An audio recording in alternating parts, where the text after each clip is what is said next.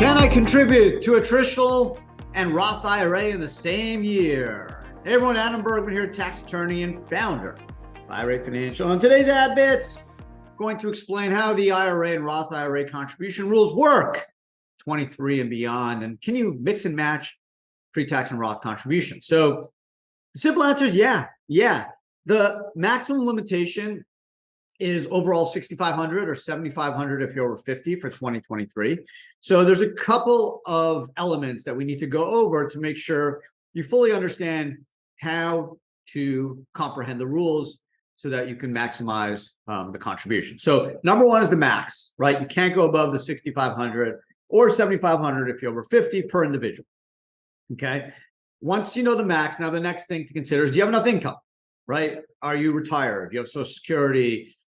Do you not work, right? If you have no self-employment income, no W-2, no compensation for service income. So you need to have some income that's either subject to self-employment tax or W-2 income, net Schedule C, something where you're paying Social Security, self-employment, FICA taxes on, okay? So if you're retired, you play golf all day, you're on disability, Social Security, you just have capital gains, maybe you're a Warren Buffett type investor, or you're a cryptocurrency investor, and all you do is have passive income, and you have no business net Schedule C or no W-2 or no 1099, then you technically have no income.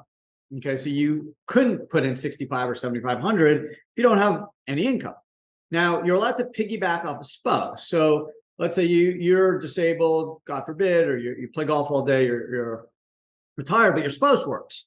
And so long as he or she makes enough, then you can piggyback off him or her, and you can use some of that money to put contribution into a pre-tax or Roth, okay? Even if you don't work or have no income.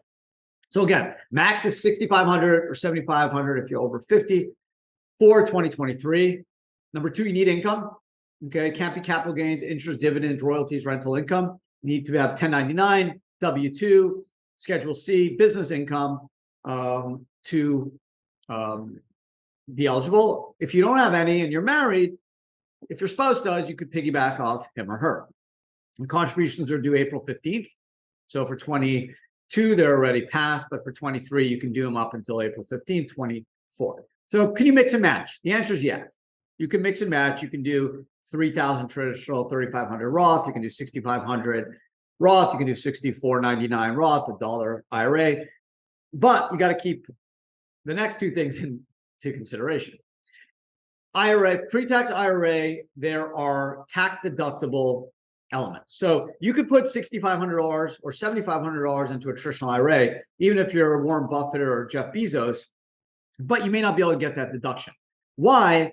There's income limitations for deductions. So bottom line, you wouldn't want to put money in an IRA if you can't get a deduction, because you'll see in a minute, you just might as well go the Roth IRA route. Let me just, if I may, just back up for 1 second. I should have mentioned this at the outset. A pre-tax IRA means you get a tax deduction for what you put in, but when you pull the money out after 59.5, you pay tax on what you pull out.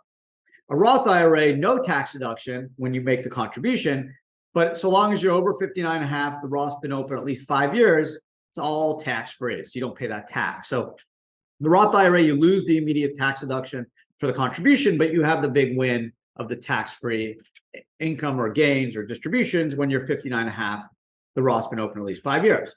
Pre-tax IRA, you get your current deduction, which every accountant loves, but once you're over 59.5, you got to pull that money out and pay tax. So real quick, pre-tax IRA income limitations. If you're single and you make more than 83K, you can't get a tax deduction, okay? And you're covered by an employer plan at work. So this is important. If you're not covered by a 401k at work and you're single, even if you make $100 million, you can still do an IRA. If you're covered, a tax deductible IRA, I should say. If you're covered by a 401k at work, even if you don't participate, you make more than 83K, you can't do a deductible IRA. You can do an after-tax IRA, but you'll see it makes no sense. If you're married, filed jointly, and you're covered by a plan at work, if your income jointly is more than 136 and 23, can't do a deductible IRA. If your spouse is covered by a plan at work, not you, 228. Okay, so if you make $1 million and you're covered at a plan at work, you can max out your 401k. You can do an after-tax IRA of 65 or 7,500. but you can't get a deduction. So that takes us to the Roth world. In the Roth world, there's also an income limitation. If you're single and you make more than 153, you can't do a Roth. If you're married, file jointly, and make more than 228, can't do a Roth. But there's another exception called the backdoor Roth IRA. Why? Since 2010, there's actually no rules and no limitations from an income standpoint for conversion. So that means you can do an after-tax IRA, which I mentioned a second ago, which really has no benefit other than doing it for this backdoor Roth. Why? Because you don't get a tax deduction for an after-tax IRA.